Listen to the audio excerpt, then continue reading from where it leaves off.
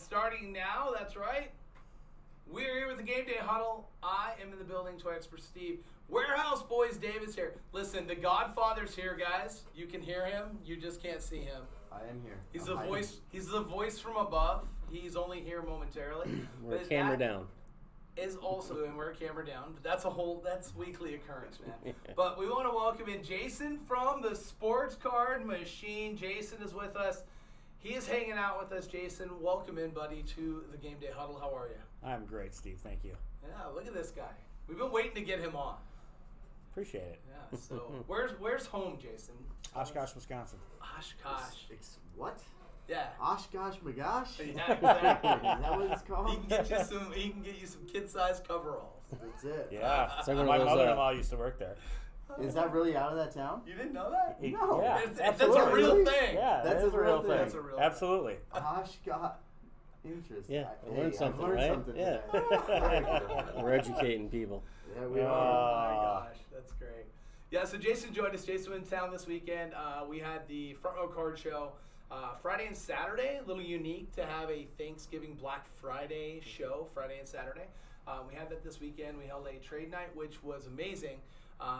We co-hosted by D-Man Cards Utah and his mom, and we'll share it. I'll put it in the links into the video here.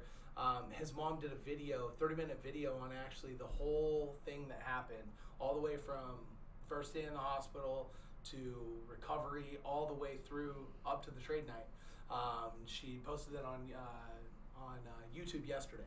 So it's really cool to see, but we did some really great things. And Jason, you hung out with us at the show all weekend, and we had a good time. It was great. Yeah. And Jason, man, I'll tell you what, this guy is. Every time I see this guy, he's up to something. And one of the vendors comes up to me and they're like, "Hey, who was the guy that was with you guys? Because he bought a lot of stuff from me." That seems to be the MO. Jason likes to buy. Jason does like to buy. I do. I agree. We did a huge hockey deal with him, right? Yep. Not too long ago, back at the Vegas Card Show. Vegas Card Show. Yep. So It's always that. Guys, let's get over and under.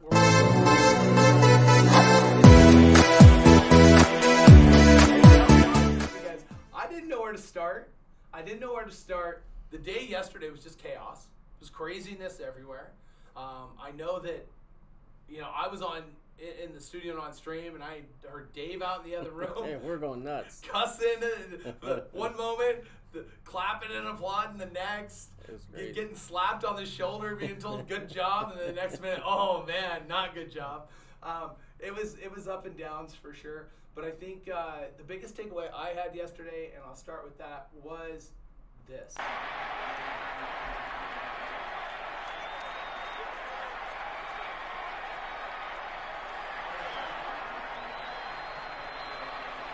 Rodgers ends up with an oblique rib injury. We're not really sure. What we know is that today they were kind of coming out and saying they've got some more tests to run and whatever. I think it's safe to say, I think the general consensus is Rodgers probably done for the season now. The Packers season's probably done. Where you at with this, Dave? I don't know if we'll be completely done, because I still think that there could be an opportunity for them to get better. But if they want to get out right now at Rodgers and make it like completely over, just do it. Put Jordan Love in, see what you got, see where you can go from there. Well, and they're not going to win their division at this point. No, not at all. And there's not a wild card coming out of the North, right? I mean, unless somebody from the NFC just falls apart. the Giants, a.k.a. the Giants. It's a lot of falling apart, though. We're 7-4. Well, 7-3. Yeah, and then After this weekend, we're 7-4. I think, right? Right. the Packers are 4-8. That's 3 games. Giants probably won't win another game this year, though. They're on a rough slide. Yeah. I don't see it happening. Jason, you're a Green Bay Packers fan. You're from Wisconsin. Yeah. What do you think, bud? I just don't see anything progressing for them this year. I think this year is pretty well done. I'm surprised that they're this poor, but they didn't do anything to help Rodgers, who's a back-to-back MVP. How do you not build around him? Well, and you saw guys too, like limping on the field last night. Like AJ Dillon was coming up a little bit. Like, you know, and you're gonna those backs. I mean, they're backs, right? It's the NFL. Those guys get hit, they get hurt. We've seen that across the NFL. We'll talk about that in a few minutes. But you know, again, you're one injury from a running back away from not having a running game because then they shut down one guy. Yeah. So what do you think? Should they go to Jordan Love at this point and say, well, obviously they're going to him because he's hurt right now, but do they stick with him the whole rest of the year? And what's the chances of Jordan Love starting for the Packers next year? Oh, that's a great question, Jimmy. I don't think you should personally with one of the best quarterbacks ever to play in the league. I don't think you can just if he's able to play, you play him. It comes to a pride thing because I don't really think they're playing for anything else. I mean, 4-8. Let's be realistic here. I just don't know. I don't know if Jordan Love's the answer, but again, you know, Dave was talking. I think that we're going to find out here shortly. Yeah, he's definitely going to get his shot. Jordan Love will have a shot over the next 3 or 4 games. Yeah, last night he looked good. Yeah. But we're also seeing him in a prevent defense, and we all know what that means. That means put up yardage and give up touchdowns, but take up some time. That first touchdown pass that he threw, they put a spy on him. There was a spy on him, which is why he was so wide open, because he moved up in the pocket like he was going to run. That was more and so then stopped and threw. That's more so bad defense. So in the NFL these days, you don't get 60, 70-yard touchdowns unless there's a blown coverage or something else happening. There wasn't a guy around him for like 20 yards. They're too good. The schemes are too good. You're not going to get anything like that unless. So as we see Jordan Love go on, we're going to see what he can do. And once an actual defensive coordinator can actually scheme to Jordan Love, correct, that's when we're going to see what he's made of. I agree. I mean, we should mention Christian Watson looks legit. Yeah, he has like 20 catches and 6 touchdowns. The guy is unreal. He can break it, can't he? Oh, he's fast. He's real fast. When he gets the ball, only the Packers make a receiver out of North Dakota State look good. Right? Hey, you've it's seen like the Steelers. I don't know who does it better. I think the Steelers Jerry Rice did not come from big school. Yeah, no, my whole take on the Aaron Rodgers thing is though, like he is right now the best quarterback in football. Everybody that's looking for a quarterback should be putting their hands in for that race to get Aaron Rodgers. If you can get Aaron Rodgers, the best quarterback over the last 7 to 8 years, I know we call Brady the GOAT, but he has zero talent. Mobility. Zero talent compared to Aaron Rodgers. Yeah, I agree. When you're compared talent to talent. So now, like if he had the chance to go to the Giants or go to like the anybody 49ers, with an offensive lineman, somebody that is an actual proven team that actually plays well. Oh my God, could you imagine what numbers he would put up? I have 2 friends that are Packers fans, and we always give them a lot of shit during the draft because they never take a receiver, it seems like, when they need to. Would you rather them just keep, as a Packer fan, would you rather them just keep Aaron Rodgers on the side and just let Jordan Love play it out, and then he is good enough, then you could say, okay, maybe we trade Jordan Love to get something to help Rodgers to end his contract, or do you want to keep Jordan Love? I think you stick with Rodgers. I'm a purist. I mean, just ride it out to the end. Ride it out to the end. I mean, I grew up in the '80s where the Packers would have Lynn Dickey and things like that. You had 2 back-to-back quarterbacks for like 30 years. It was Favre and Rodgers. Nobody else enjoyed that at all. Like we went from quarterback to quarterback. It was a Favre injury that got Aaron Rodgers on the field. That got Favre jettisoned out of town. Mm-hmm. Yes, it was Mikowski actually back up. 89, that era, you go Mikowski. And then he got hurt again, and then Aaron Rodgers saw the field, and then that's it. It was right? It was it. So when that happened, when that's your situation, I mean, does history repeat itself with a franchise with kind of old standards, old qualities, and maybe it should. Yeah. Maybe this is the recipe for success. And maybe the way to bring the guy in is the way they've done it, where Jordan Love, you got to remember, this is year 4, right? Coming up on year 4 for Jordan Love? Yeah, 4 right? He's close. Right? 4 next year will be for his 5th-year option, correct?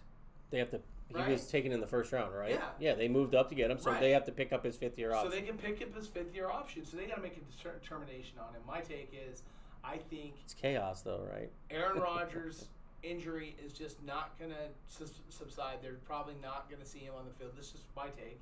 You may not see him on the field. And when did Aaron Rodgers get hurt? Sorry. To bring that back. Well, how he's was had a it? thumb injury for a couple. No. I'm talking about this last game. What quarter was it? Third? End of third. Third? End of the third quarter.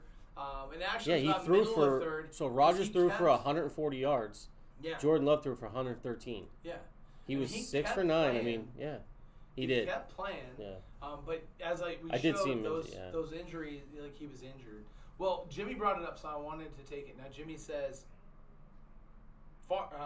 Rodgers being the best quarterback in the game right now. Mm-hmm. But I think if he was back in here and understand, guys, Jimmy couldn't hang out with us today. You actually see him leaving in the background there. We got to. I think Jimmy's. It's Patrick Mahomes. But I think Jimmy's talking about like everything, Of like course. playbook, reading the defense, getting the ball out faster, quick release. Like Rodgers doing this. Rodgers, I mean, the other night when he threw that pass to Randall Cobb, it was a beautiful throw. Like he's on his back foot. He doesn't even need all his power. Mahomes is doing the same thing. So I think Jimmy's talking about Rodgers doing it before Mahomes. Yeah, but like it seems like the Chiefs have done a lot more to put everything around Mahomes than the Packers 100%. have done.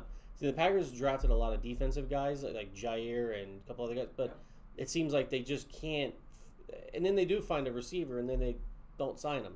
So it's like, how can you help them? And then Rodgers getting involved. It's like it's a big thing going on there in Green Bay. Well, let's talk about this quarterback hierarchy, which is you got Patrick Mahomes, Josh Allen, who I think people talked about at the beginning of the year. On this podcast, there was discussions that maybe Josh Allen was going to be the best quarterback in the league this year. And at this point, I think he's a number 2, and he's probably a little distance now between him and Mahomes, and Mahomes is number 1. And Mahomes didn't have the greatest game yesterday against the Rams, but still won, still good, and that's what he does. He closed out my Chargers the week before, right? Just the way he naturally does it. He closed out the week before, again, coming from behind, right? Those things happen, like those are happening. So then we say Allen too. But then we go into number 3 to start the season. Everybody's like, well, it's Herbert.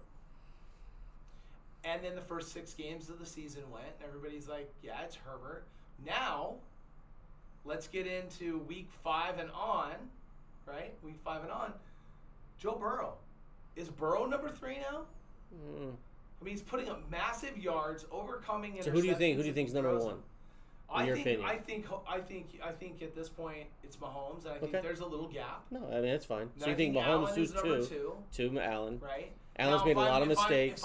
If I'm going in the game, in the moment, running his offense right now, yes, I'm going to throw Jalen Hurts into the mix here. But Or honestly, any of I'm the not guys, Brady, quite- Rodgers, all that stuff. I'm I not get it. quite giving Jalen Hurts that yet, right? He runs a lot, and that's cool, and that works for their offense, and that's part of the game. I think we also saw, though, that there is a little bit of a game plan to slow them down, and when you do, you force them to make some mistakes and a few things, and we'll see. But from a skills standpoint, is it Burrow? Is it Herbert? Does Rodgers still reside in that position? I don't think it's Brady at this point as far as on the field. I don't think Brady's quite the quarterback that he was a couple seasons ago. He's getting a little old. We know it's not Russell Wilson, right? There's a distant gone. fall off there. Justin Fields got hurt, looked nice, not quite the passer. Jalen Hurts, good. Kyler Murray, not quite putting it together. Looks like he doesn't lead his team, and that may be a problem over time. So again, my question becomes at this point, who resides in number 3? Is it Joe Burrow? Or is it someone else? I'm going to go with Herbert, number 3. I think Herbert has less to work with. I know he has a really good running back. So does the Bengals.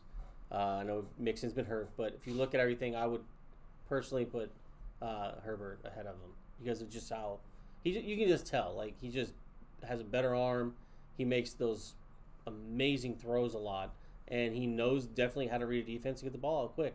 Because now he's, he lost... who did he lose this year? Panay Sewell. Was it not Panay Sewell? It was Rashawn Slater. Rashawn Slater. He lost Rashawn Slater. So now he knows that he has to get the ball faster. And so I would personally go Herbert. Dave, you have a good point with Herbert. Herbert's very, very tough, too. He's playing through injury. and all of that as well. Right now, I would say Jalen Hurts. I mean, just based on record. What have you done for me lately? And he's doing. Yeah, I'm a a lot. Cowboy fan, so that's hard for me to say that. I understand. He's great, though. I like him. Totally get it. He's he's looked amazing.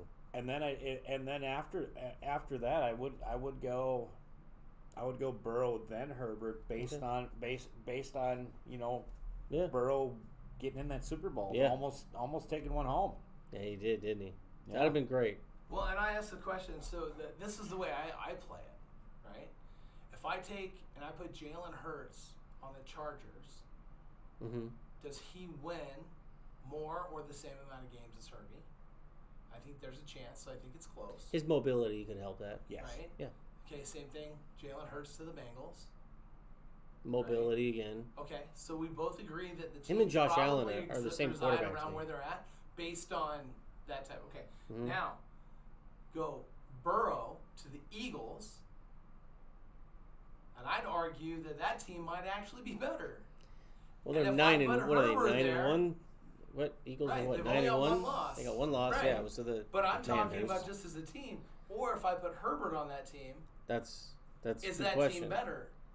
And my immediate thought is, if I removed Hurts from the Eagles and I put either Joe Burrow or Justin Herbert on that team, I can see them being the that same. team could arguably be the same, if not better. Whereas I don't know if the teams Hurts would go to, the Bengals or the Chargers, would be better if he was there. I think he would be as good as. You could say that with Lamar Jackson. You put Lamar Jackson on the Eagles. Lamar I think it's Jackson, the same thing. Well, I again, honestly think it's the Lamar same. Jackson Yeah. on the Eagles is different, but then What- there's skill set players. But there you look at that Lamar don't Jackson, you look exist. at Josh Allen. I think it's the same player. I really do. Big arm. They're physical. They're big guys. They can get up the field.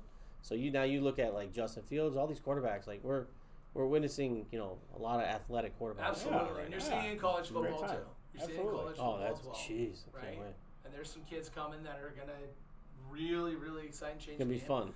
But the thing is that, and I think it's important for us to look at when we start doing these lists and thinking about these lists, is that we want to do it like the here and now. But this list really needs to be, if you're building a franchise today forward. Then, if you're building a franchise today forward, does your answer change? Because it might. Mine does. I think you overthink it with age now with quarterbacks. Of course. I don't think you can. need to. I don't think you need to because look at Brady. Yeah. Look at Rodgers. And you can't There's say quarterbacks that that can play now because now you can barely even touch them. Right. This isn't, like back, Yeah. Exactly. you watch guys get obliterated and Yeah. it was no call If at all. Marino Not even didn't close. get hit like he did. No, Marino would have Marino, thrown for anybody. 6,000 or 7,000 yards. Anybody. I watched Steve Young get killed. Aikman. I watched Warren Moon. Randall Cunningham just get destroyed. Right. And it was completely different now. So I don't think I would factor age in, but I would definitely look at situational, like how I run an offense and who's going to work best for. But I just like the fact that like teams that go out to get players like the Eagles, they go out and get A.J. Brown. They're like, yeah, we're going to help you out. No, they did. And on they did a top great of job. It, they drafted incredibly well. Right. They just signed Ndamukong Suh. They traded for Roquan Smith. We keep going down the list of the additions that team's made. They've put Pro Bowler after Pro Bowler on their roster, and it shows. Goddard went down, but they're not going to miss him much because they use the backs in the same role, right? So all those passes just become to the back. So their offense works because of it. They had pieces they can minus and add and do that. Absolutely. And that's well. Whereas like the Chargers are pretty stuck, right? They drop cheap, off their top two, which is kind of a bummer. Right, drop off their top two receivers, Yeah. and it's a significant fall off to 3 and 4. They did draft well. They did go out and get Gerald Everett, which I thought helped. I mean, but it's not like what other teams do. So if you're like other quarterbacks, like you're asking us to change and put quarterbacks. You think quarterbacks are sitting there going like, and I can't get this. Kirk Cousins, they're going after T.J. Hawkinson right now. Right. Nobody else can do anything here. So it's got to be. They're definitely thinking that. Yeah, and those moves I think matter. So I think it's interesting to think, but to see how Burrow's played over the last 4 to 5 weeks, I think compared to the beginning of the season, really night and day difference. I also think we need to factor in and think about how injuries and how things play. Right? We all know Josh Allen at least strained his elbow, something to that extent. Right? He's looked like he's kind of been back, but even not quite to the point where he'd be. So hopefully that'll come back. You got Matthew Stafford. Looks like he's out for the season. Sounds like he's done for the year with their record, the concussions. The Rams just he's already had an arm issues. He's playing through the arm issue. So now it's kind of like, well, you know what? Bring him back. Let him have after the concussions, and then you'll probably hear him about doing surgery on his arm. Is what I'm thinking.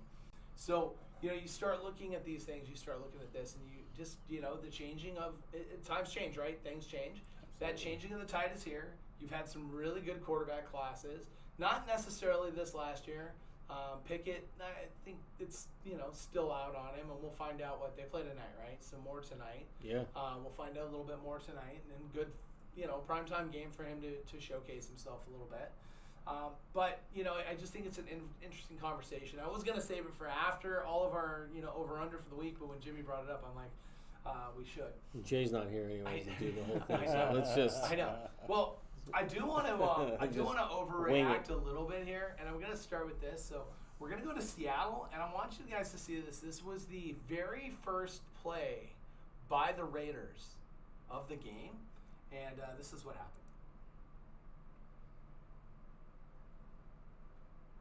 So Derek Carr throws an interception, and it's ran back for about 20 yards. No big deal. First pass of the game, it looked like him and Devontae Adams had a miscommunication. What I think it was supposed to be a crossing and sit route. So he threw it to where he was supposed to sit, and Devontae ran through the route because it was directly behind him. And that's just not very Derek Carr to just throw the ball behind the guy like that. But if you slow this down, something happens. When the interception occurs off the sideline, comes in Seahawks player, and he engages in a block up the field. Will you do that again? I didn't see this. Exactly. So what happens is he comes off the sideline, runs down, was probably there to congratulate him, and then starts the block, throws his hands up, realizing, whoops, I shouldn't be here. And they never called it. Shit. I didn't even hear about this. So the 12th man actually existed yesterday it did in for Seattle. Sure. Oh, he was way out there. He put a good block on and everything. Isn't that funny? So that happened. It just goes to show you that's more of our talk about NFL refs not paying attention. And this is one of those moments, because let's be fair here, that happened, and I understand that when that happens, the interception occurred. They should have the 15-yard penalty going backwards from the spot of the interception. If I'm not mistaken, I believe that's how it is. Where the interception occurred, should be 15 yards back from that. And then the Raiders, that actually could have been a different game because of that. Of course. Didn't they turn that into points? They went down. I think they kicked a field goal. I'm gonna say they did at least 3 if they're that close. I think they kicked a field goal on that first possession. I'm not 100% sure. I think there was either a field goal or they scored a touchdown. But I believe they scored. So, thing is that that's a moment to me where I think the NFL having that last 2 minutes review, that might be an opportunity for the NFL to actually look at and say, you know what, when things like that are egregious and we see it, because also that turnover takes them to break. So they go to a commercial break anyways. No, it scored a touchdown. Yeah, they scored a touchdown? Yeah, Okay. Kenneth Walker scored a touchdown. Because he was 7-0. So they make it 7-0. So you go back, now you're 50-plus yards back and at least have to put together a drive. Right? Correct. That's something that the NFL could have looked at, I think, and said, you know what, come back for break and be like, oh, they're back here because actually this is what happened. And it's hard, in the gameplay to see they'd rather look at, dumbass stuff like pass interference, offense and defense, and allow that. But no actual face mask you can't challenge, and then you couldn't challenge somebody running on the field. Okay. But in real time, that was really hard to see. No, it is. In real time, because your eyes move to the direction where the ball was intercepted and him getting up off the ground, and it was right in unison. Right as he gets up off the ground, the guy comes right off the sideline. I wonder how many times that's happened now. It's probably happened a few times. Because it's just so much commotion going on in that area. And then if it was the Raiders sideline, because the jerseys don't match, but if you have him running around, man, that's. So I didn't notice it. That was pretty good. Chaos in sports, we all know. I love chaos in sports. So Jason, if you didn't know this, every week I'm rooting for the biggest chaotic moments in football to happen. And so when we keep going to overtime, I love it because I want nonsense to happen, and I felt bad yesterday because first off, we had the Bucks go to overtime, right? And Moody is a Bucks fan, and I was giving him crap because I had Browns players on my fantasy team that I needed, and it turned out to be Amari Cooper and Nick Chubb, both guys who contributed in overtime to their win. Right, I needed them to get more yards to keep me competitive in my fantasy, and I was giving him a hard time because he's out here trying to watch the game. I'm giving him all the time. But in this game, in the Raiders game, it went to overtime as well, and this guy, absolutely, it's just crazy what he has done, and that is Josh Jacobs.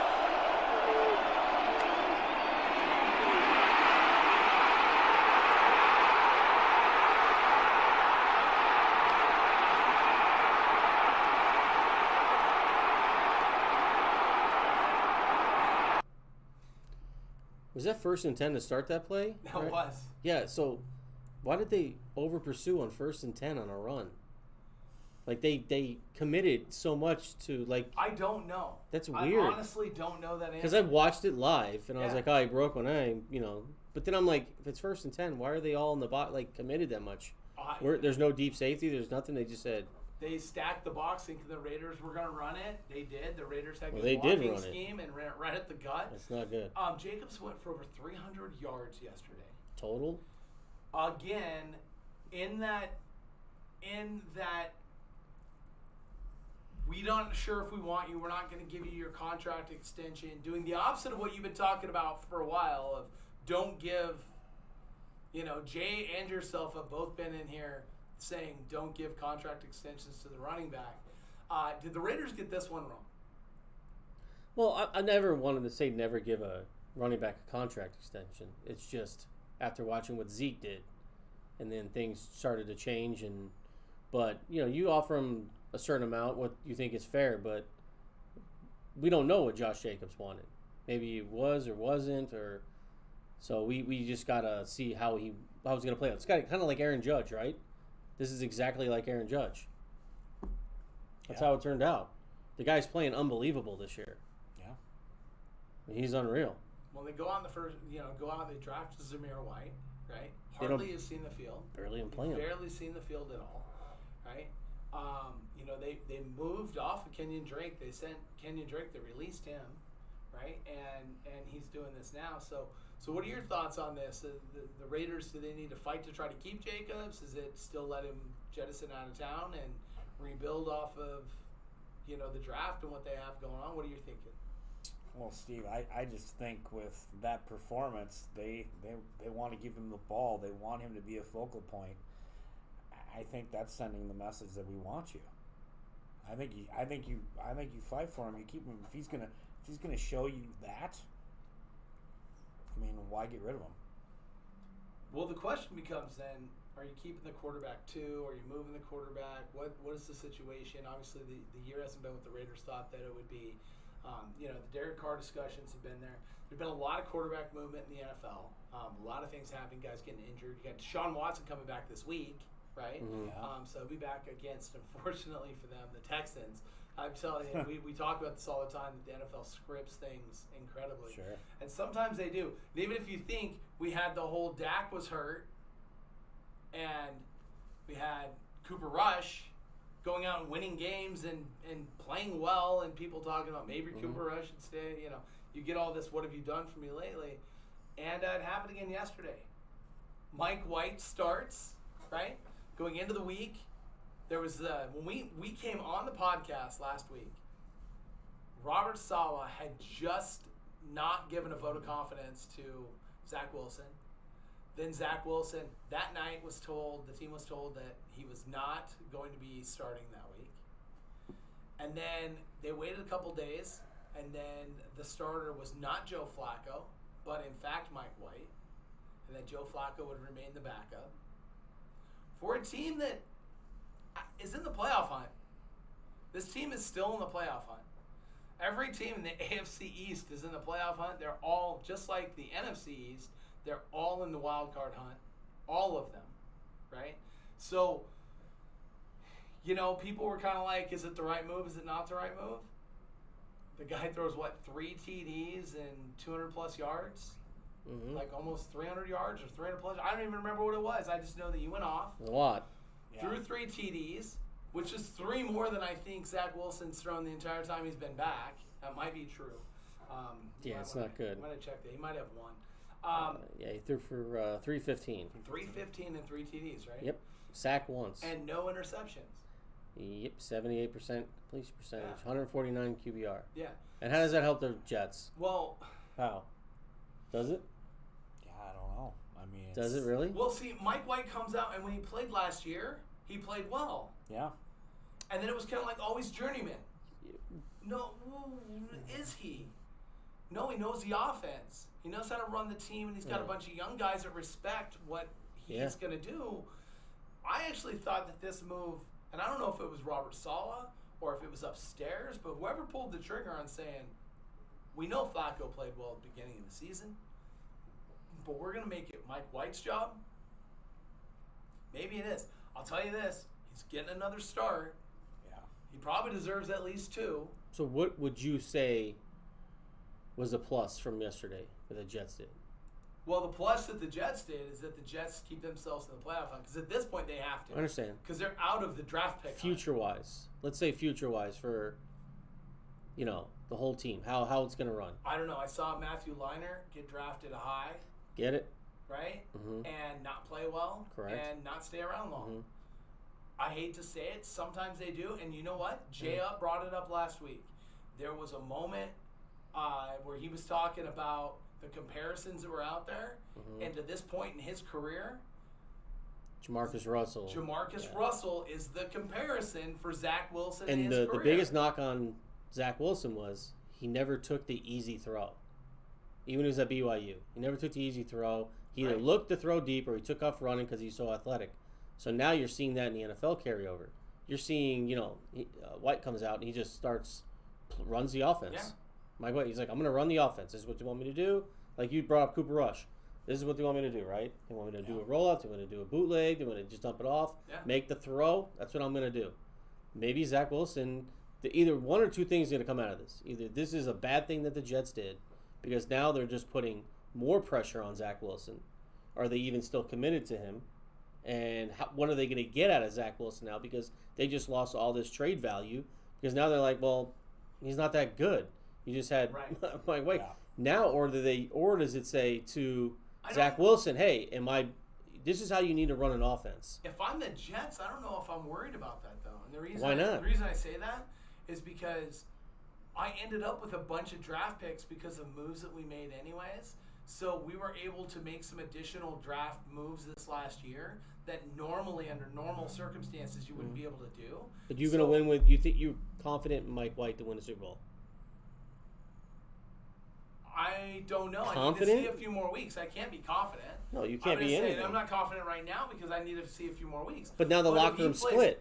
But if he plays close to this, Okay. if he has a 66% completion and throws for 200 yards and 1 TD and no interceptions next week, okay, and he does. What if he it a ends up few like weeks Tyler in a row, Heineke? We all love him. I hope he's a Pro Bowler. Yeah, That's but why again, I'm but voting that's for not. Heineke. I know what you're talking about. I'm like, as a Jets organization, that's what you're talking about. Right, You're but talking about the what I'm whole. What do you do? You might. What's your next might move be here? rolling So you with play him as your quarterback because you just went and got some nice skill receivers, right? You got a lot. Yeah, but you got him for Zach Wilson. I know, but now you got Garret Wilson. But these are guys that if someone can get him the ball, that's what you got them for. Right. And then you got Breece Hall. Will come back next year, right? He went out. He's done for the year this year. Will come back next year. So am I thinking Mike White's going to win a Super Bowl this year? No. Does that team have to make a playoff run at this point? Absolutely, because they're out of the game. But now their draft pick's getting worse. That's what I'm saying. They're out of the. It's just They're really already bad, out of right? the game of being able to trade.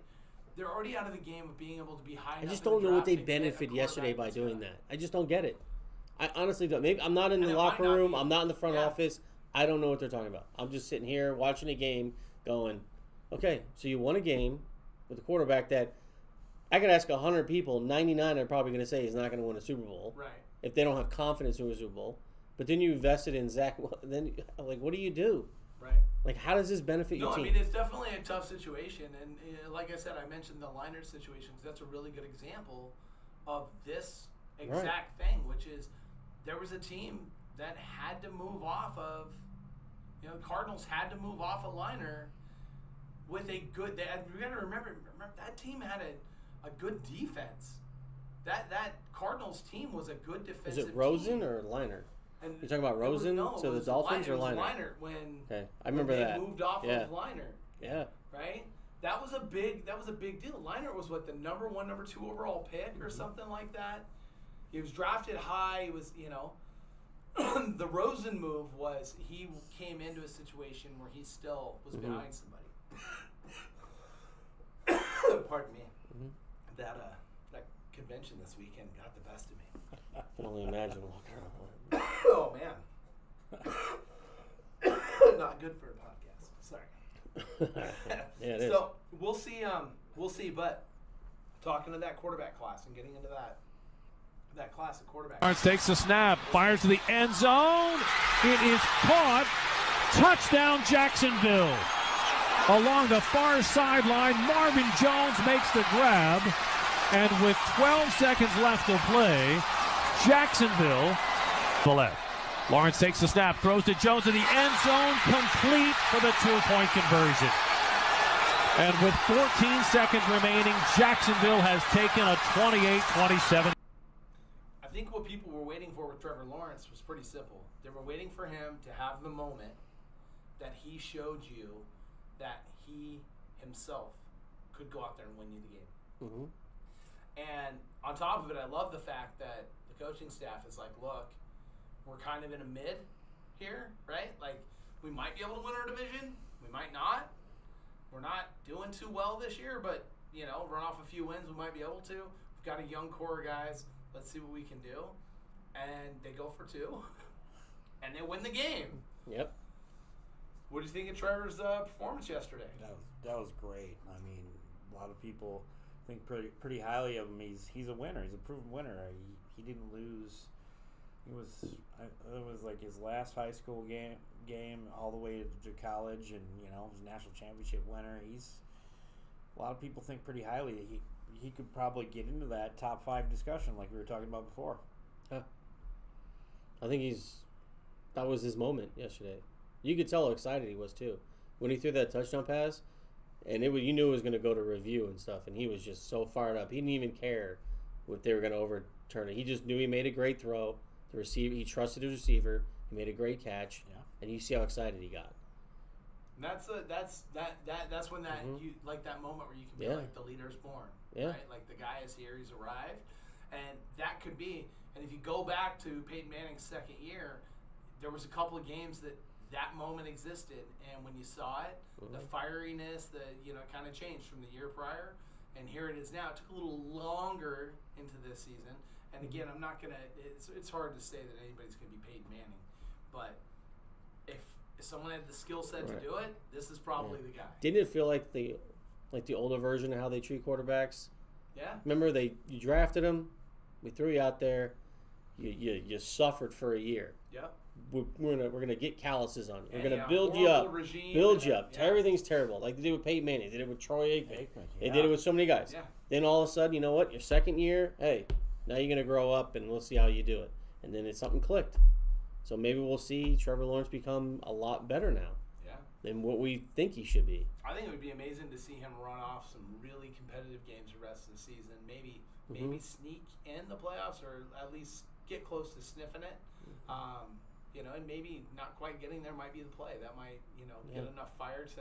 It's a good thing, though, right? Yeah, I think so. Quarterback that everybody's worried about this draft class in a way, but I don't know. I think it'd be all right. Well, we needed that because, again, we had the Zach Wilson fall-off that we just talked about. Yeah. Trey Lance got hurt. But remember Davis Mills got benched. Me and you, Davis Mills. We're like, Davis was fine. It's not his fault. Yes.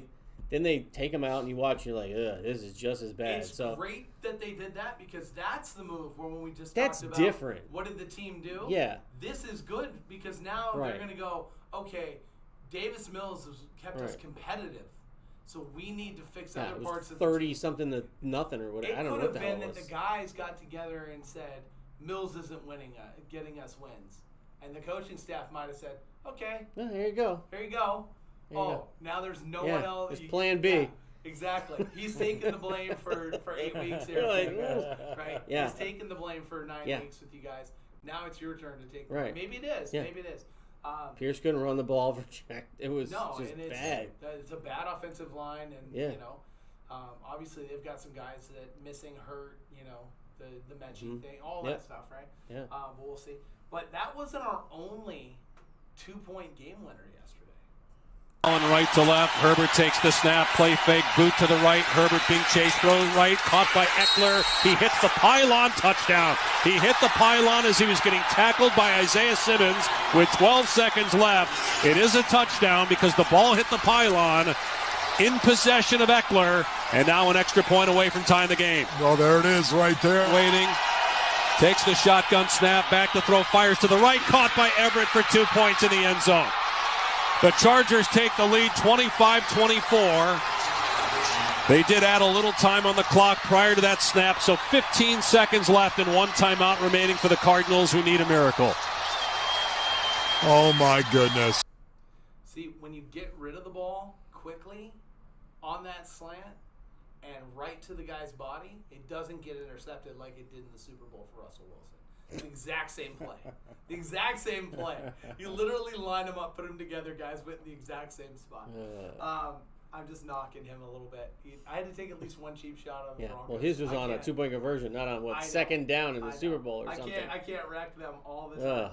But Justin Herbert, again, you know, I guess the Elias Bureau did a report that came out like this afternoon that 3 of the throws that Herbert made yesterday in probability were like closer to impossible than possible to have been made. And there was 3 in one game. They literally said it could be the 3 greatest throws of the season in one game because there were such tight windows and the probability was just not there. The probability is so far off. But Herbert, we talked about the hierarchy a little bit, comes back down. They beat a team that none of us think are really good, right? But a team that is fast, and if they get going on offense, can mess with you, and they did it to the Raiders. They came to Vegas and beat the Raiders here, right, and the Cardinals. But they put up a fight, and then Brandon Staley makes, I mean, the guy's Kenny Rogers, right? Yeah. Yeah, he's a gambler, right? Did you want them to go for 2, being a Chargers fan? Absolutely, because at that point, like, because you're on the road, if you don't win the game, no. If you don't win the game, you have no chance to sniff in the playoffs. No. You're then technically 4 games back in the division, and the wild card race, you got 2 teams that you're 2 games behind, and you're chasing 2 teams, and then you've got 2 more teams you're battling with there. It's not very fathomable. It's not something that's easy to overcome. And, you know, they've got a tough road ahead of them. It's not easy. No. You know, even though they're coming to Vegas this week and, you know, you're coming off, no matter what, that Raiders team has been competitive in almost every game. Now, I know they picked it up. They didn't do well overseas, but yeah, record-wise doesn't look good. But the last they've been 2 competitive. games, What did they lose? I think they had lost like 6 one-possession games or something like that. It was crazy. Yeah, they're the first or second in one of the one-possession games. Yeah. So, Herbert, did he show you something yesterday? Did you expect him to do that? What are your thoughts now on this Charger team, this win, kind of where they're at in this season? Man, I mean, to do that, you know, like you said about, you know, gambling right there, making that happen, and then you have the guy to do it, and the confidence levels just got to go up exponentially. And I think he really has a good chance. So, you know, they make a run. Who knows? And you talk about the hierarchy. He probably goes right in there again. Yeah, I'm a huge Herbert fan. You know that. So I've been buying Herbert cards since. Yes. I just think he gets. You know, they look at him when he does good. When he does bad, they over-exaggerate. They don't look at the whole picture sometimes. When he always loses a good defensive. Joey Bosa's out. They lose their tackle. They lose so many players. Mike Williams hasn't been healthy. Keenan Allen finally has a healthy game. What is he? Scores a touchdown. Secondary's been banged up all year. It's the last 4 years. It's just been, and it started before Herbert got there. Just seems to just So I'm always rooting for Herbert. I think the league's better when Herbert, Burrow, Lawrence, like now that you have Hurts is so good. Everybody likes Justin Fields. Like, he's getting good. Maybe he's not winning as many games, but you could see how mobile he is, how people are excited to see him. So I think the league's better, obviously, when quarterbacks like, him that people have so much invested in start to play good and do that was awesome yesterday. Like, I was like, they're going for 2. And Bob's like, really? I'm like, yeah, they're going to go for 2. I know. Brandon Staley. He's going for it. Brandon Staley has definitely not surprised us at all this year. How many press conferences have you watched where he talks about playing Madden? You're like, dude, this guy ain't Madden, man. Stop. The guy, like, early in the year, a couple of losses early in the year because they went for 4th too many times, but 4th in their own side of the field. I believe it was against the Raiders the first time they played them, right? Yeah. A bunch of stuff like that like really gets knocked. He's toned it back a little bit, and it looks like maybe he's probably listened to the people around him and given him some advice to kind of maybe be a little smarter with it. But overall, like, I thought that he's done a pretty good job coaching, and I think, like, that move right there instilled, as you mentioned, a ton of confidence in the team. And if they can get Williams, Allen healthy, even with a banged-up secondary, they could boat race with anybody. Yeah. Right? Including that Chiefs team, which, by the way, I'm going to tell you now, Chiefs fans, you do not want the Chargers making it into the playoffs, coming to Arrowhead, and playing you a third time. Because you barely won that last game. Yeah. And really, the Chargers should have taken a 17-point lead in that game, and they didn't. Right? And they ended up kicking a field goal instead. Like, just a small, minor thing. I'm just saying it's really tough to beat a team 3 times in a year, and you don't want that happening. And that last wild card is going to play a game to then come play you. So keep that in mind. Like, that is a scenario that could happen. For me, I love chaos, and that's my team. I wouldn't want it any other way. You absolutely would love the chaos. That makes sense now. You like chaos because your whole team is obviously chaos. Always every chaos. year. Somebody's going down. You can guarantee you 2 of the guys are going to We've season had any injuries. monster after monster team, and those things happen. It was a great week of NFL, though. It was really cool. Baseball hot stove is kind of kicking and moving right now. You had one of the pieces fell just this afternoon. Jose Abreu, the longtime White Sox ex-MVP, now ex-White Sox, signed with the Houston Astros. 3-year contract with the Astros. Astros bringing in Jose Abreu. You know what? I'm going to tell you now. That's what happens with. They have an incredibly Latin squad over there. Houston does. And they just brought in. So that he's going to. You think he'll do DH mostly or play first? Probably. They just brought in a very, very strong piece of leadership and a good right-handed bat to a team that already is very good. And then you add that they added not Ryan Mountcastle. Why can't I think of his name from the Orioles that they got? That they took at the trade deadline. Trey Mancini. Oh, yeah. Right? You add that into the play. Kind of the Yuri Gurriel thing is kind of the question. Is he that's the what I odd was man thinking. out? Is there something with him? What are they going to do? Gurriel did play in the outfield. So there is a chance that you might see him move to the outfield again with him. Who knows? There's a lot of guys on that team that are playing in and out of position. Right? That seems to be the new MLB, though. It is. And there's a lot of guys that are doing that. I mean, now it's, draft 25 shortstops, find 3 of them. What player in the 80s or 90s that played first base and then next game played center field? Cody Bellinger plays first, plays center. I remember Sean You got Dunston these guys. doing it. I know, but it's just they don't. Now it's like you gotta be good at least 3 positions defensively. Right. And you mentioned that name, so I'll bring that up. Cody Bellinger tied to the Toronto Blue Jays as a possibility. That is really interesting to me. Yeah. If you had Bellinger hitting between Bo Bichette and Vladimir Guerrero. So where do they put him in DH or outfield or? He'll play in the outfield. He ain't gonna play because first. Toscar Hernandez is gone, so since Toscar's gone, Okay. So he'll play in the outfield.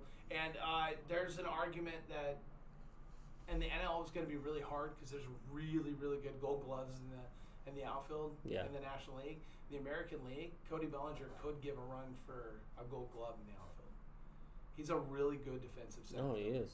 So, who knows? We'll see. But that's the talks there. And then, you had a couple some pitchers signed and some of that stuff. Some of those, starting to fall. But as I told you, and I'm going to tell you guys again, when that Rafael Devers chip falls, all the shortstops will start moving.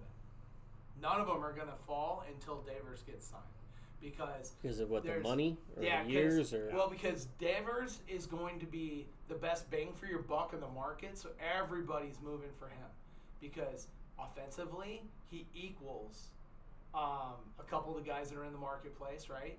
And the only guy that supersedes him, right, is going to ask for millions of dollars. Mm-hmm. So the situation becomes you're not going to have the big name shortstops and I think Devers is a big name shortstop signed. He's probably going to be the first one off the board.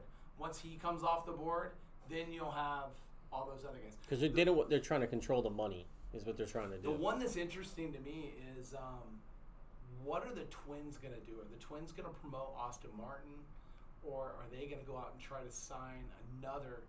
Because after you go out, you get the guy, you spend the money in free agent this year, and then he opts out on you. What does that say to the marketplace too, right? On a team that was good. That Minnesota team's good. It's not bad.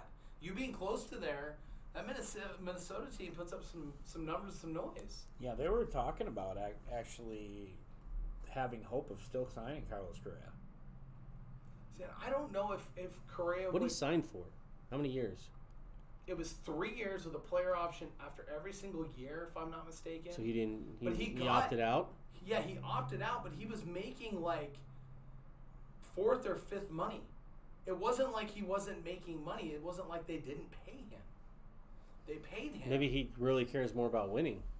Well, I mean, they've got a pretty good group of guys. That's the only thing you think of. The guys that they promoted this year, the Royce Lewis, right? Mm-hmm. Those guys that got promoted, solid, very good players. Byron Buxton showed you he was an MVP contender. He got a lot better, and he was awful the first couple of years hitting. He was a superstar this year. Now he turned into like. They have arguably a top 10 arm, right? That they stole from the Rays, but that's a whole nother story, right? They got a top 10 arm, they got a top starter, and then they've got a pretty good bullpen. And, at the same time, they've got one of the best hitters in baseball in that lineup.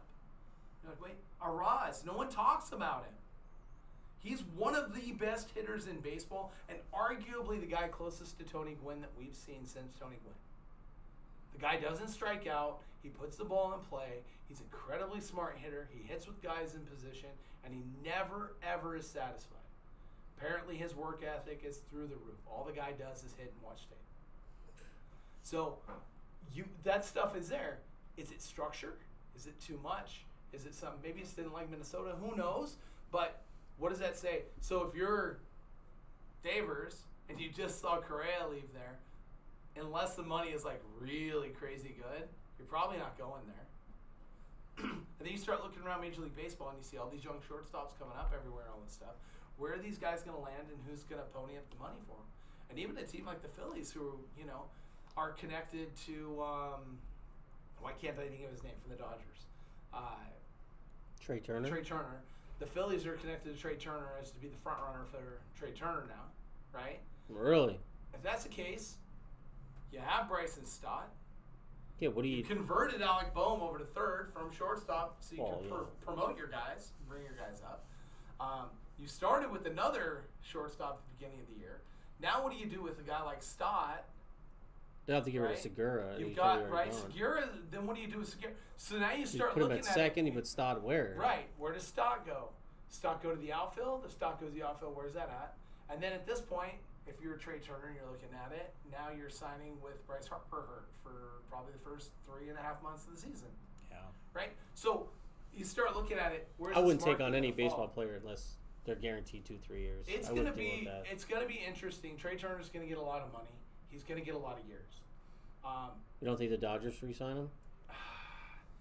The Dodgers have a chance to re-sign him, but the problem that they got so much money. I think the problem the Dodgers are running into is that they're also loaded in their farm system, and they're gonna at some point have to find a way to make up all that money they've spent so they can make a little bit of money. So right? who's your shortstop for the Dodgers, you think? I don't think Gavin Lux is it. And I like Gavin Lux, but I wouldn't put him at short. I put him at second. And I think that Lux is a temporary solution for them if they need. Mm-hmm. If I was them, I'd go get Devers. I would sign him for less money. He's friends with Mookie Betts. Maybe that kind of reinvigorates Mookie a little bit, even though he played really well this year. He didn't play. So who's going to cost more, Mookie Turner Betts. or Devers? Turner by far. Okay, well then. That makes sense. Turner's probably besides Ricky Henderson, is there a better leadoff hitter? Then who? I mean, who else has been a better Then leadoff Trey hitter Turner? besides Trey Turner? Right? Have to look at the numbers, but He's yeah. 310 hitter. They don't use leadoff 30 hitters like they home used runs, to. I mean, Aaron Judge was leading off just to get him an extra of at course. bat. But when you're talking about it, and a They're guy like, I'll that's- take an extra at bat just yeah. to hope he but a guy accidentally that hits steals one out. bases that hasn't been stealing bases, Right, in a time period you don't steal bases. I get you. But you got teams that are loaded. Obviously, the Dodgers farm system, pretty loaded coming up. Although they're loaded at a couple positions that teams have a tendency to kind of turn their nose to. So they're going to be promotions rather than trades. Because they got Diego Cartaya coming up as a catcher. They're gonna have to do something with Will Smith because they're not gonna be able to trade Cartaya. No. So they're gonna have to trade Will Smith somewhere and just get a handful of prospects back. That's what's gonna end up happening. Right. And that's happening too in Toronto. If you want to talk about that, you got Moreno coming up, and Alejandro Kirk is there. So it's like, what are they gonna do? They're probably gonna have to move one of them to a DH, which means now Vladdy's not gonna DH, so Vladdy's gonna play first. Okay, you got to start looking at these things. Absolutely. So there's some interesting thoughts, some interesting takes. But Hot Stove is definitely off and kicking. Winter meetings, I think, is going to be a big thing. And I know the Marlins plan to be really active. And I joke around about this all the time. And you may not know this, but the Marlins, they might have 7 major league ready shortstops. And I'm not making that up. They're going to have to trade and move around. They're going to have to do something. It's because agitating. they've got I watch a bunch of guys all the like time. Jose Salas is ready to play. And Alcantara. Right. I know, but what I'm saying is Salas is ready to play. Yeah. And he's not going to play shortstop. Right?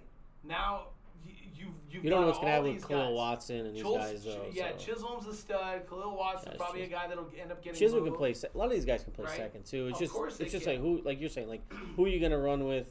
But Who there's are you like going to 7 trade? of them. Right. Right, because you can trade, rebuild your farm, and have these guys actually start for a major league, Right. and then see where it goes. And another team that has that problem is the Tampa Bay Rays. Tampa Bay Rays have the same thing. They got Carson Williams, Colmenares. They got these guys. Like Colmenares, they turned into an outfielder just so they could do something. Yeah. Promoted Fidel Brujan this last year and was decent. Like they've got all these young players coming through. Yeah. They've got the Lowe's. I don't even know. They should be sponsored by Lowe's with many of the Lowe's as they have on their team. But There's one for sure the last 15 it's like, years. Right. So, again, Hot Stove getting going. I know we don't spend a lot of time on baseball during football season, but I did think it was an interesting signing that the Astros made that move.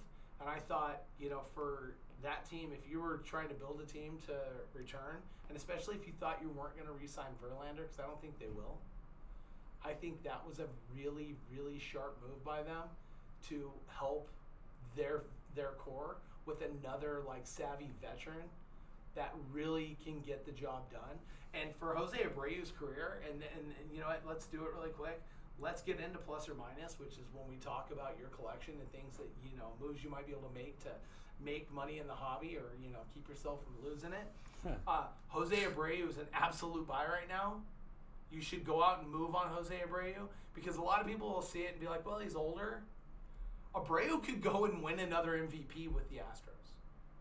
He played very well the last couple of years. In fact, 2 years ago, he was in the MVP running again. It's easy to forget that because he played on some really suspect Chicago teams. Now he's going somewhere where he's going to win. He's going to be seen on a regular basis. People watch Astros games. The fan base buys their stuff and promotes them. So all of a sudden, you could be hearing Jose Abreu's name mentioned on all these sports shows again and be like, where did that come from? This might be an opportunity to buy in the market and grab some of the Jose Abreu stuff. Buy a lot right now. Right, and it is a time to buy. But if you do, and this is and we're really excited to have Jason here. And again, guys, if you just joined us, you haven't quite checked it out. Jason has a sports cards machine, and he is visiting us here in Vegas, and he is here specifically to talk about. We were going to talk about plus or minus today, and that is vintage card market. It's an interesting time in the hobby because we're seeing portions of the modern hobby be down upwards of 80%. And now people are like, well, where is it down? Everybody I talked to, in fact, I was on Sports Card Live recently, and Jeremy was like, well, are you talking about from the peak in the market or down from here? And I simply say, you go pre-COVID and see where you're at, right? Tom Brady's down 8 to 10% from pre-COVID. He's not down as much as you would think. It's just his market spike was so high that it's incredibly down from the high benchmarks that everybody wants to look at. But it's Tom Brady. Do you think of that, right? So it's like, well, obviously he's not going to be that bad down, right? Right, but when you look at that, and we compared it, we did this a few weeks ago, where we compared it with Aaron Rodgers, with Russell Wilson. We did this about 6 weeks ago, 8 weeks ago, right? Talking about where they down in the market from that bench point to now. While the other guys had seen like 30% drops in their market, Brady had only saw 8 to 10. So people think the Brady market's way down, and actually the Brady market's still there. The difference is everybody's holding their Bradys and no one's selling them. Because it's not a good time to sell. Right, so they're not selling Brady. So even at the shows, and I'll ask you, guys aren't walking around the show offering Tom Brady's to you, are they? And if they are, it's one card. Yeah, that's not a discount either. No. Like no one wants to move them. And the one card they're looking to move is what? Usually like a base, something of not significant relevance. They're not Bowman Chromes. Those aren't coming up to the table. Late in his career. Yeah. They're offering him a lot of that. I can see that. And that's the stuff you're seeing. Base, non-numbered, PSA 9s or 10s. That's what's being offered, and it's not anything else. They're not offering any of the golds. They're not inserts offering any and shit. autos. There's not any. That's not the stuff we're seeing. And the reason we're not is because guys are holding on to Brady. And it just tells you that there's a group of people in the marketplace that when they bought, they probably bought before, sold some of their stuff during the pandemic when it was getting like kind of out of hand, picked up some stuff when they saw deals, and now that they know they're on kind of a downslide from where they paid for some of that stuff, they're just going to buy their time, sit and wait. Yeah. Well, we see that throughout the hobby, but what I want to say in a vintage market is that we look at vintage and we immediately say, I've heard the last 3 shows, well, it's safe. Vintage is safe. Sure, it's safe if you're buying and selling the right stuff. And when I say that is because it seems easy. And I used this before the show, and I was kind of mentioning it to Jason, but when you look at, let's say 70s, right? We look at the 70s stuff. It's easy to sit there and say, okay, well, you know what? All the 1970s football, all the top-end rookies, well, those are good. Those have been good investments, and those have been good holds. Well, yes and no. The good investments have been the guys like the Walter Paytons. Oh, yeah. Where this card is still holding significant value as a PSA 10 comparative to even the Earl Campbells, the Tony Dorsetts, those rookies that came out in the 70s of like players, right? These guys are he's holding his value and showing it a little better. And the reason for that is the pop count. And I said something to you this weekend about pops and comps. Sure did. And I saw your mind start ticking. Kind of explain what you're thinking after I mentioned to you that I thought that the word pop would be used more than the word comp in 2 years. Well, what I was thinking about that, Steve, was that especially with this generation that's coming into the fold, they're really like, someone will come in, try to like use card salesman, basically come up and say, hey, this is a pop 3. Well, what's it worth? What's the significance of this? I'm not really concerned what the pop is, especially on a base card. It's pop 3. It's probably not. But when you get to the number to 49, number to 25, especially when you get to number to 10, so pop 2, that has significance. So it's taking that data and going, how do I capitalize off of this? And that's with a card like this. So when you're looking at some of these older veteran or Hall of Fame players, guys that had Hall of Fame careers, and you start looking down at it, and I pulled up some examples. Lou Alcindor, this is a 7, which is literally the high point in the market on this card. You do not find 8, 9s, and 10s. These are almost non-existent, right? Especially centered. Again, pop counts on these, incredibly low as a 7. There's more 6s. There's a lot of 7s with autos. That's another thing that's done here. In-person auto. It's graded with the auto on it. Cards that probably would have been 9s, but they're 7s because they had autos or whatever it was, because they got an autograph and kept to be a collectible, not something that you just enjoyed as a kid. Pete Maravich, rookies, again, 7-8, pretty high on the standard. Those are tall boys, so that's part of the reason for it. It's just a little bit bigger cards. Didn't quite have the supplies and stuff that would just help like protect you. Just like the Kareem. Yeah. What year do you consider started vintage? Oh, that's a great question. Because we just had this conversation. Did you? So we're not here. Oh no. So I was always thinking about that because one thing working here, I get a lot of phone calls about 80s and 90s cards, and it's just that age. I'm 42 years old. Anybody from around, I would say 33 and older, maybe 35, has a lot of 80s and 90s cards. And you get a lot of phone calls here. We get a lot of people come in and bring them, and you're like, well, they got to be graded. We give them this whole thing. I always say 79 and down, I would consider vintage just to make it easier for somebody who I'm trying to explain to, recently people who just found cards who don't know much about it. So where would you put it? So that is a fantastic question. So my answer to that was, I was always told when vintage dealers would be buying 75 and back. Okay. It was always 75 and back. And then I like the 79 and back, but even into the once you get about to 85, I think 85 and back is probably not bad, because now people are like, oh, I had these as a kid. Yeah. These are starting to get better. Once you get past 85, it kind of gets a little dicey with baseball. Right. Yeah, but I'm going to ask you a question. Is a Jordan rookie vintage or not? No. It's 86. It's modern. I know. I don't see it. Maybe you're right. This is where I took it. So we had this discussion on Sports Card Live, and I'm glad we brought this up because it's very important to this. It's hard right? to... Most people don't understand it. So me coming up through the years, every dealer across the board, coins, comics, toys, games, talking to all these people and learning all these different worlds that we're in, and antiques, right? The sports card market has always looked at it differently than any of the other markets. Generally speaking, antique was considered 50 years and older. Generally speaking. Vintage was considered 20 years and under. But I preface it with this for sports cards. Sports cards are a little bit different. And it's because guys collect in generations, right? Now your generation falls.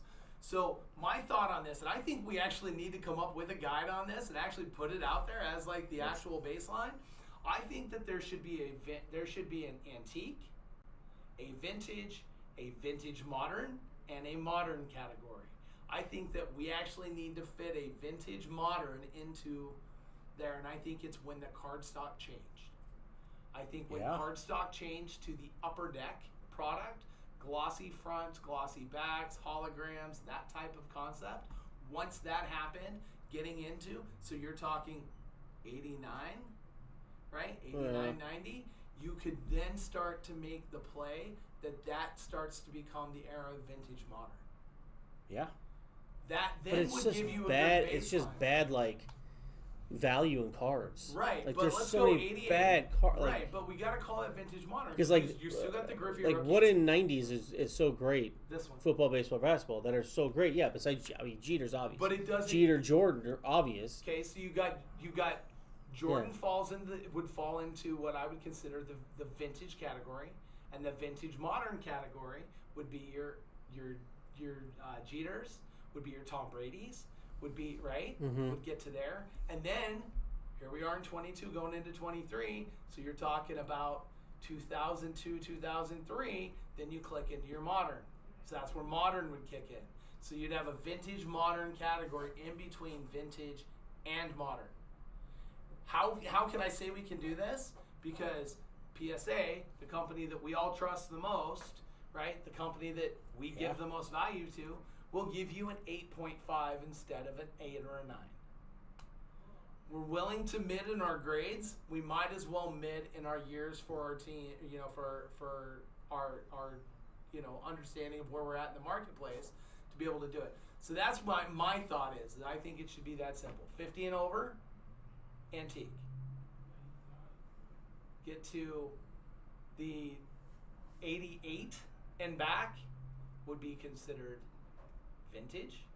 89 and above to 2002 would be considered vintage modern, and then modern would be 2002 to But present. a lot of those cards in the 80s, like if they're not graded 10s, they don't sell for But jack. you're worried about the money. But it's and the I'm value of talking cards because about- that's the truth of it, But- isn't it? Right, but what we're talking about Because, like, you is categorizing that generation. So then the question and the thing that you're talking about is everybody who has that 90s But there's a product, word called junk wax. Why we call it junk wax? Right. 80s, mostly 80s, and the all of vintage 90s. modern era is It's known junk for wax. the junk Well, wax. it's not But they all just- 90s.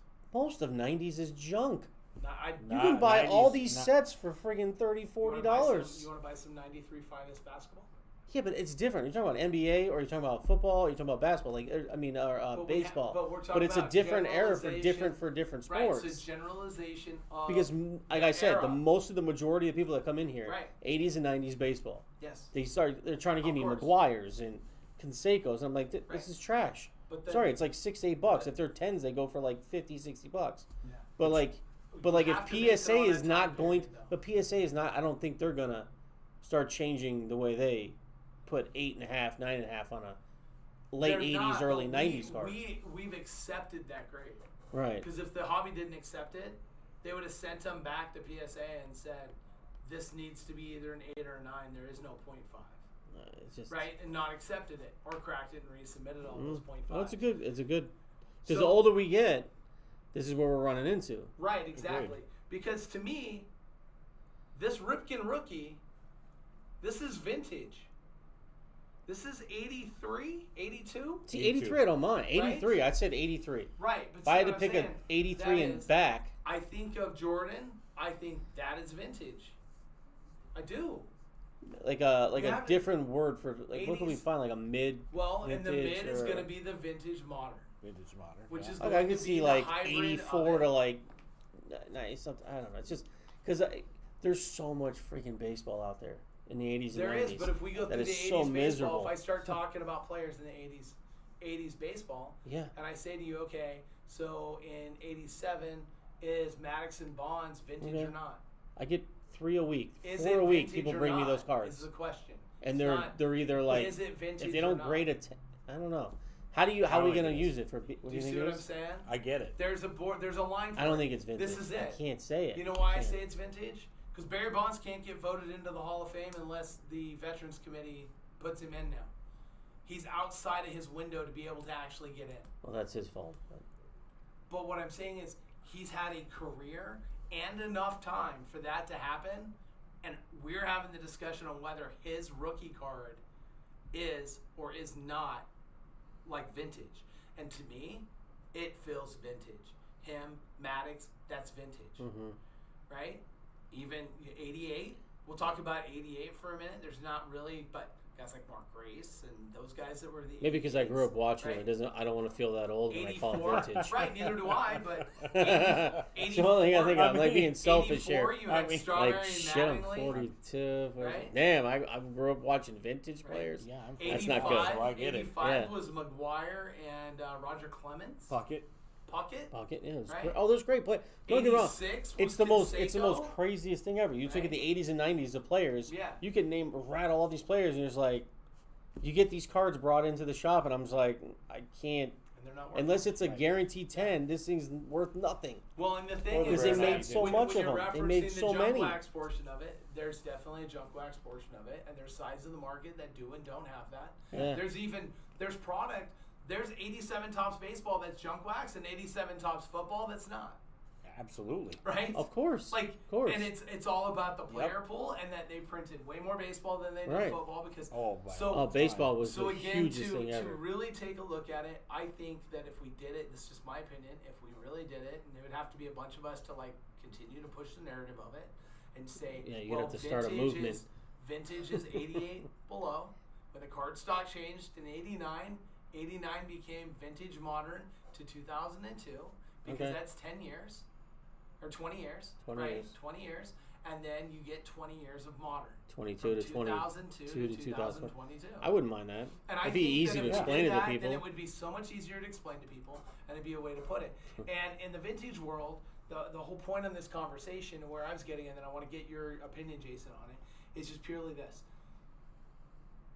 When you're buying vintage cards, antique cards, vintage modern, whatever we call them, when you're buying these cards, you really need to pay attention to pop count, because it's easy for us to sit there and say, well, it's a Griffey rookie. That's great. But there's only so many 10s, or there might be a ton. And I'll use the LeBron James rookie as a really good example, right? You get the Topps Chrome LeBron James rookie, right? That pop count on that as a PSA 10 is over 3,000 on that card. It was one of the biggest cards in play during the pandemic boom of any of them. Everybody wanted a PSA 10 LeBron rookie. Yep. They all wanted to have it. They all had to have it, and it spiked the market, and it did all these crazy numbers and everything. Yet, you go and you slide it forward to the first year of Prism, and you do his Prism Silver pop count, and it's like PSA 10 is like 300. 14, 15 or something. Right? It's like 14. Yeah. Right? Yeah. And slide it forward to that. And now we go back and you look at the pop count on Steph rookies. And then you start looking at the pop counts on different. So my advice to you is, if you're buying in the vintage market and you want to play safe, my thought is you need to be paying attention to the pop count and buying the players that are liquid in their rookies, or, as I've been saying, the low numbered cards, the parallels for the first years or whatever it is. Like, for example, you want a really nice card to grab. How about you buy a 93 finest, Jordan or one of those as a refractor? Yeah. Right? That's Great the set. card, because there's pop count on those are in the 20s and 30s, right? Those are the type cards that you want to look for when you're going to play in that vintage market. Because otherwise what you're going to do is you're going to turn around, and when everybody starts talking about pops and comps, they're going to start pulling up those pop reports, and they're going to realize that there's 3,000 plus LeBron James rookies that are graded PSA 10. So where's your thoughts on that at this point in the marketplace? The pop and comp thing, or the Just in overall, general? just investing and where you can be in it based off that. I think you can invest on any budget. So if your team's the Yankees, you want a Mantle, you buy a one. Mantle. It should all start with Mantle, because Mantle has been the hottest selling player for as far as I can remember, like 30 years in the hobby. Everybody asks for a Mantle, and whenever I get Mantles, they sell. Jordan rookies sell pretty well, even though they're down from where they were. They're still way higher than what they were pre-pandemic. Yes. I sold one of the few that are up from that point still. Low graded vintage is really hot right now, or antique. I'd say 50s and 60s cards are just.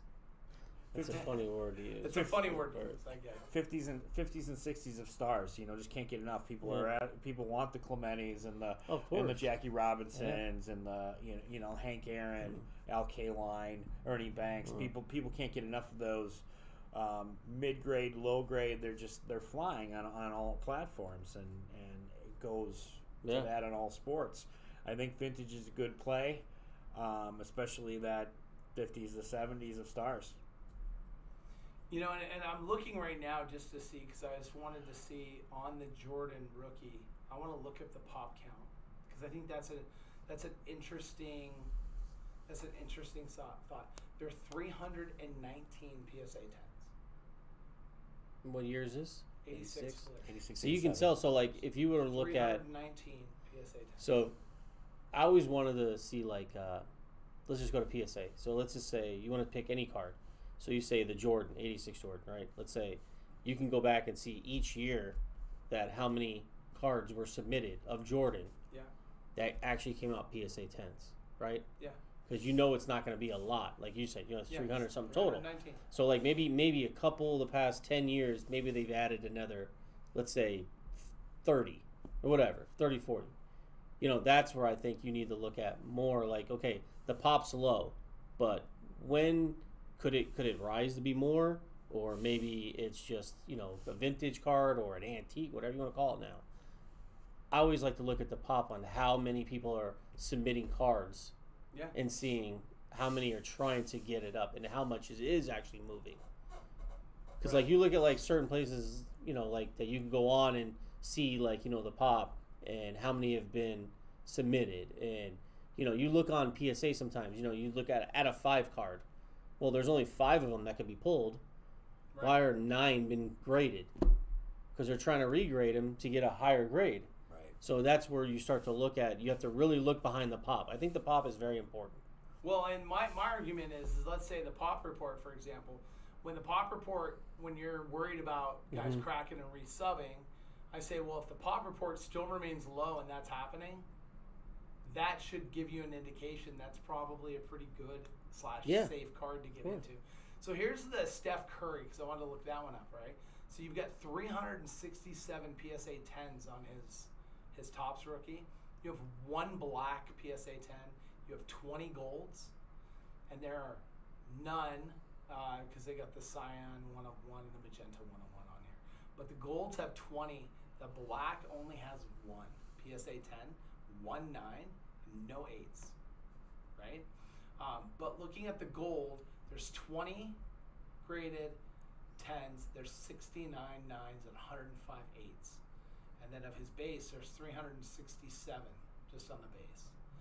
So that card, in my opinion, is such a good investment card to look long-term with, because of the fact that you can look at the Jordan for comparison. He's not Jordan. He's not. I'm never not going to retain those type of values. But if you can look at how the trend has been in the market, there's room in the Steph Curry PSA 10s. So that's the one to make the play for. And that's what I think is important about looking into the vintage market, and not just going out and just, I'm now buying vintage, and you just start buying all this vintage, because there's vintage out there that have really crazy high pops, and you just don't realize it. Right. Or cards that you thought were really good liquid, and then all of a sudden, you know what, they got really high pop reports. So make sure you're paying attention to that. And I wanted to spend some time on it. I did mention that last week. We didn't do plus or minus last week. But I was glad to have you here, Jason, because Jason's got a really strong knowledge in the vintage, modern, whatever we want to call it, market. He does. And you guys can always reach out to him too. So Jason, why don't you tell them where they can find you on a regular basis? Where can they find you, Jason? Sports Card Machines, Instagram, Facebook page. You can contact me directly, Jason Gillespie on Facebook. Probably see me everywhere in the country this week. Be home for one day, going to a show, GG2 Sports Card Show in Arkansas, San Antonio Expo, have some business in New York. I'm everywhere. So check him out, find him at one of your shows, and say hi, tell him you saw him on the GameDay Huddle. Jason, we loved having you here this week. Johnny Rip is coming on in about 15 minutes and whatnot, so we got to get him ready to rock and roll. Thank you guys for being here. Dave, you get to take us out this week. You always forget. Let's go monster hunting.